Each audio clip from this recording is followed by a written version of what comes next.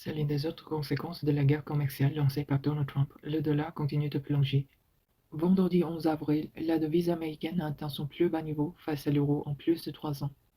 L'économiste Nathalie Johnson, professeure associée à Neoma Business et spécialiste de la politique monétaire, décrypte les enjeux pour les États-Unis. Plus le taux de change est faible, plus les entreprises américaines sont compétitives en théorie, puisqu'elles peuvent exporter leurs produits à prix moindre en raison d'un effet taux de change en leur faveur. C'est ce que cherchait Donald Trump. Donc sur ce plan, oui, on pourrait croire à une bonne nouvelle, sauf que le président américain n'a qu'une vision partielle du euro-dollar. Et c'est peut-être là qu'il se trompe de stratégie. Le dollar est aussi une réserve internationale.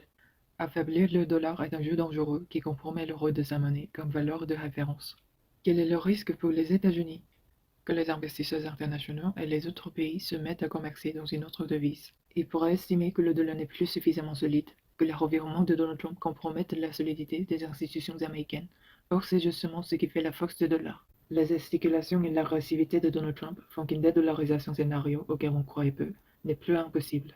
Les acteurs de commerce mondial pourraient privilégier l'euro ou le yuan pour leurs échanges, c'est le rêve de la Chine. Les investisseurs ont vu commencer à se détourner du dollar. Mercredi, on a assisté à un événement assez rare. Les investisseurs ont paniqué et vendu massivement leurs actions. En général, dans ce cas de figure, ils se reportent sur les obligations américaines qui sont considérées comme une valeur refuge.